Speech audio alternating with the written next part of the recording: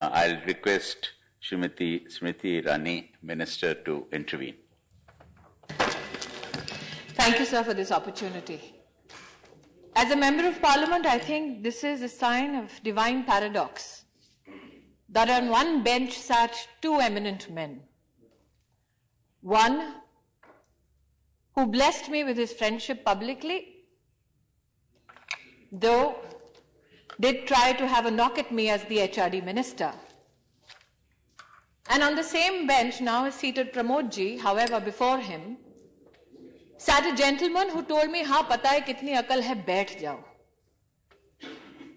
I remember the words of Mr. Yachuri, who said that without equality and fraternity, there truly can't be any liberty.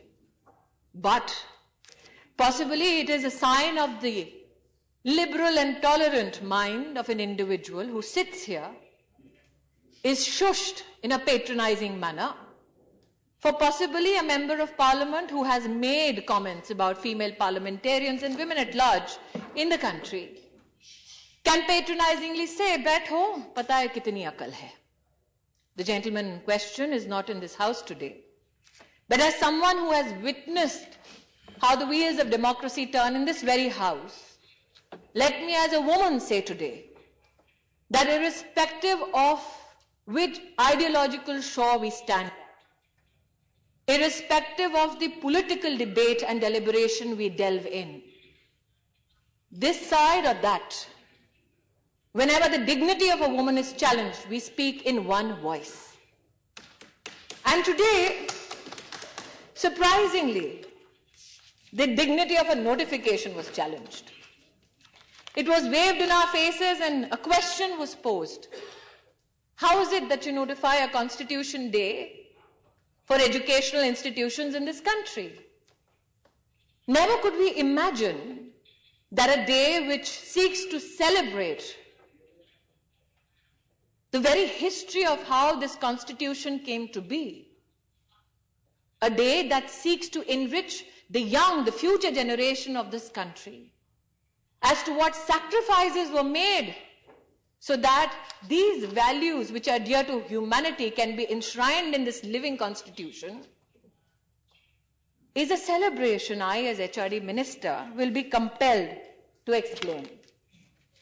And hence, sir, the following explanation. On the 26th of August, there was a notification which rightfully indicates a notification dated 30th of May 2015.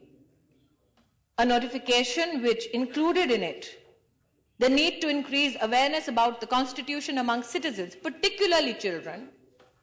On the 26th of November, there has been a debate as to this was the day when the draft was adopted, but it was actualized in January 1950.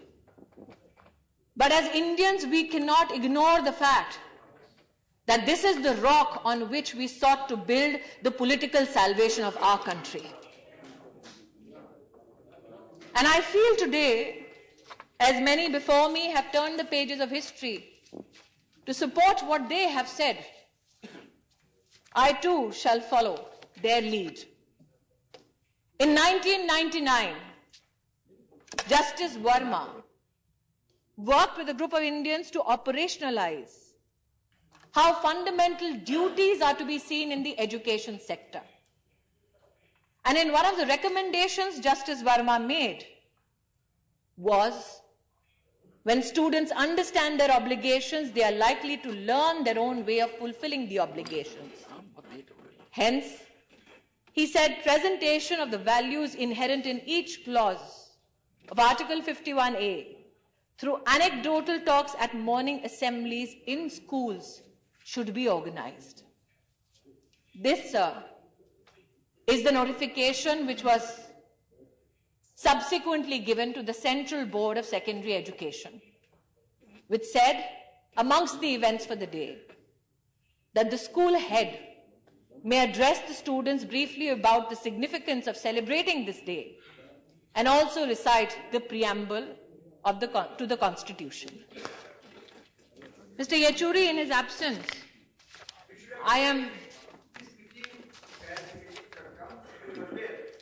Sir, I do not yield my position to speak now, for I equally enjoy the right to free speech under this very Constitution.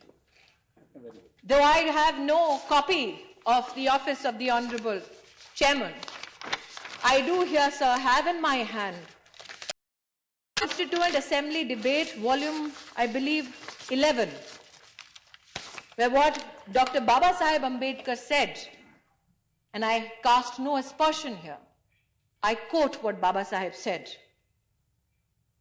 I quote, and he said, the condemnation of the Constitution largely comes from two quarters: the Communist Party, the Socialist Party. Why do they condemn the Constitution? Is it because it is really a bad Constitution? I venture to say no. The Communist Party want a constitution based upon the principle of the dictatorship of the proletariat. They condemn the Constitution because it is based upon parliamentary democracy. And as Indians, I do not yield, sir. As Indians, I think that this is a day of celebration. She's not yielding. That this is a day of celebration, that irrespective of the ideological divide, irrespective of the personal views that Baba Saheb Ambedkar had about those that he felt do not support the Constitution, we as a united house discuss that very constitutional journey. I dare say that Mr. Yechuri quoted from a book, and so do I. Possibly the significance of this book might be understood after I recite the following. This is an oration called The Warrior Prophet of India about Netaji in 1967. This oration was by Shri S.K. Majumdar, barrister at law, advocate, Patna High Court and Supreme Court of India. His son, in the year 1996, 7th January, writes, whose name, by the way, is Air Commodore S.K. Majumdar, that this Netaji oration 1967, a lecture delivered by my late revered father, addressed particularly to the youth of our country, was virtually blacked out. And I, a bit intrigued, when approached by the grandson of this very man, who said that you as a parliament discuss the political constitutional journey of our country. Let this be read, if you deem fit, amongst eminent parliamentarians, so that it gets highlighted as to what many sacrifices were made, not only men who donned the political hat, but also men and women who served the nation nonetheless. In this book, I quote, sir, upon being told that he shall be expelled from the Congress party, Netaji said the following: do they object to me because I would not be a tool in their hands? Or do they object to me because of my ideas and principles? This too is a part of history which we can learn from.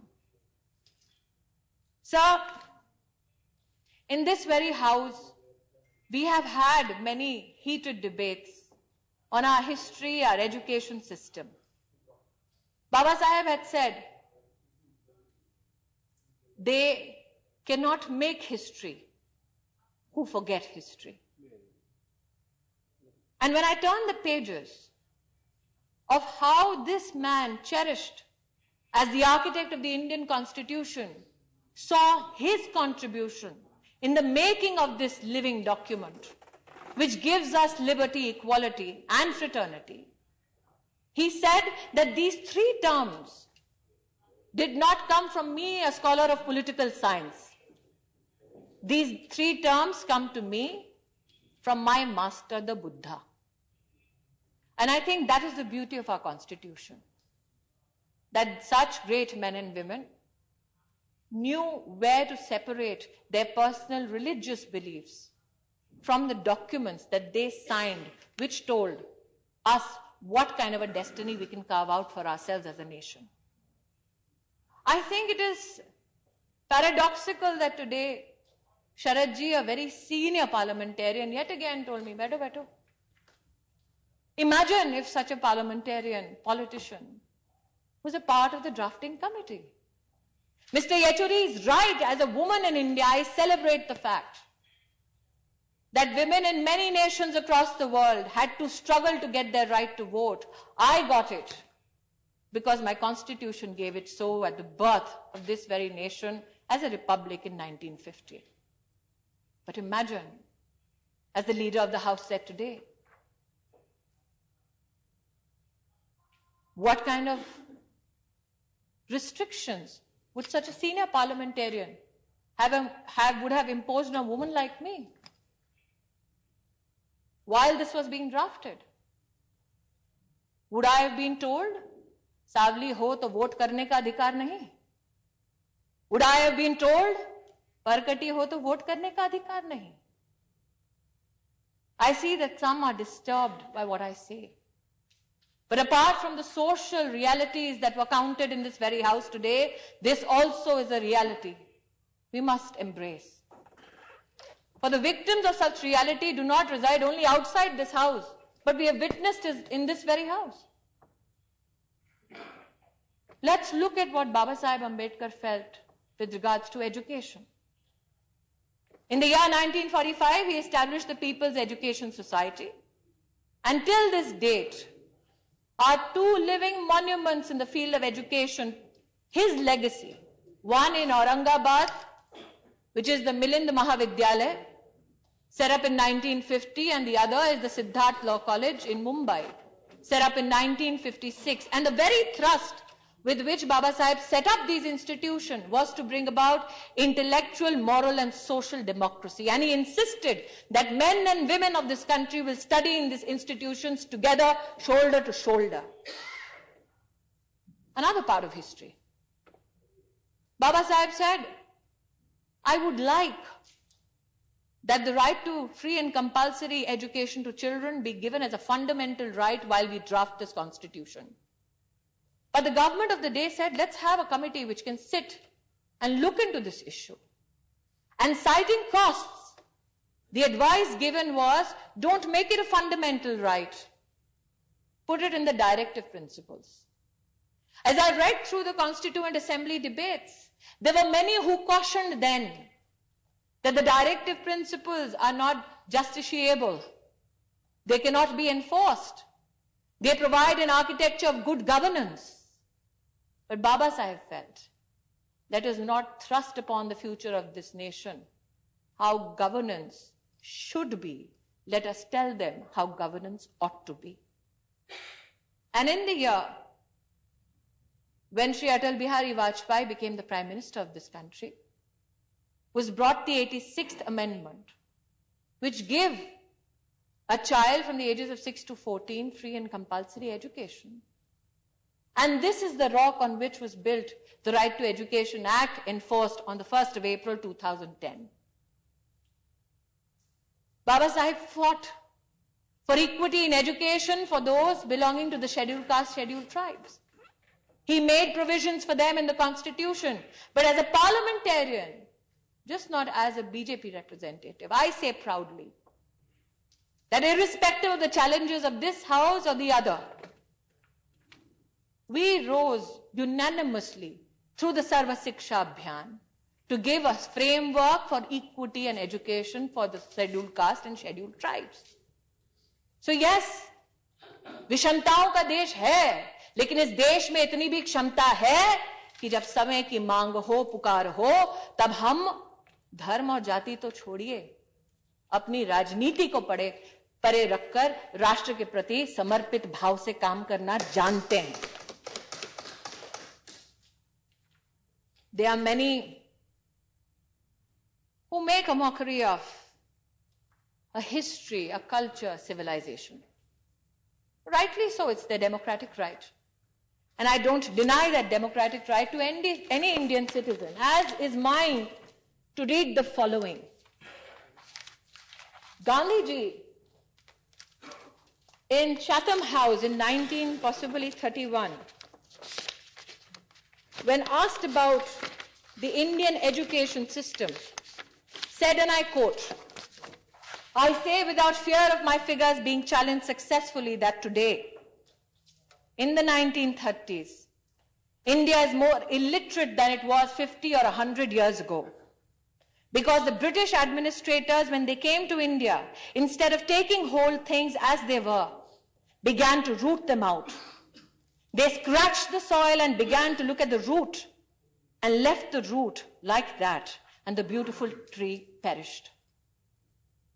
Gandhiji was challenged, told to produce empirical evidence. And a Gandhian named Dharampalji went back to the Madras presidency, took out papers just to prove with empirical evidence. He went before the British and said what Gandhiji said was right. Madras presidency had 90% literacy before the British came to India. That is a fact.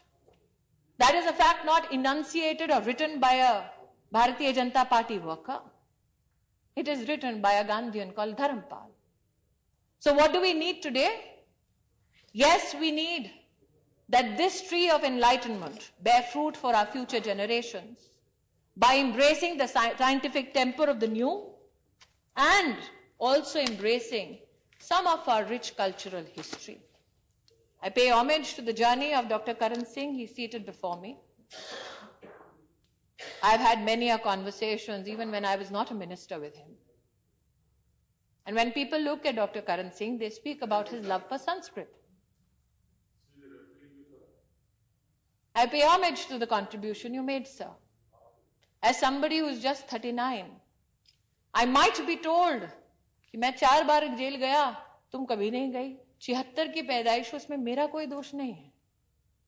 लेकिन इतना सत्य है कि आज भी political divides के बावजूद वार्तालाप संस्कृत पर हम कर सकते हैं. कुछ लोग शायद अचंभित हों कि सितंबर 1949 में, और मुझसे बेहतर करण सिंह जी बोलेंगे, Ambedkar ji sponsored Sanskrit as the official language of the Indian union, and supporting him amongst many was a gentleman called Naziruddin Ahmad. And a correspondent went to Baba Saheb and said, "Why Sanskrit?" He turned around and is quoted in 2 newspapers on the September of 11th, 1949, namely the Statesman and the National Herald. He turned around and said, "What's wrong with Sanskrit?" It's ironical that 6.5 decades later, I too get posed that question, and I have a similar response. But this is the very evidence and essence of a thriving constitution, which allows debates to permeate over decades till such time a consensus emerges. Sir, I know that there is a limitation of time, but I can proudly say that I'm joined by all parliamentarians here today, that we have unlimited admiration for the work of Dr. Baba Saheb Ambedkar. Does that mean we shall brush aside what is fundamentally challenging in our country? No. If I look at the figures here, the percentage of out-of-school children of SC has declined from 2009 to 2014. Does that mean the journey is complete? No.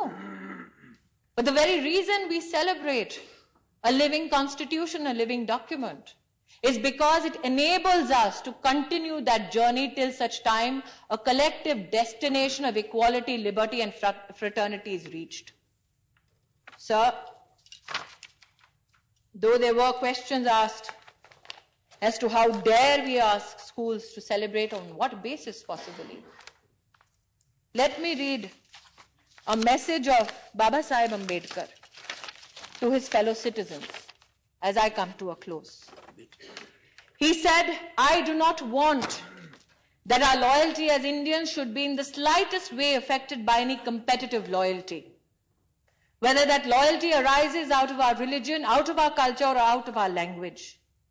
I want all people to be Indians first, Indians last, and nothing but Indians." And humbly, sir, I submit that all CBSE schools yesterday, children flocked the morning assemblies to take oath to preserve the very values enshrined in the Constitution, to celebrate the journey of this Constitution and the future it envisions for these children. And they resolutely, these children of our nation, that today in this August House, I can't identify by religion, creed, culture, sex, resolutely said that we all want to be Indians first, Indians last, and nothing but Indians. Thank you, sir.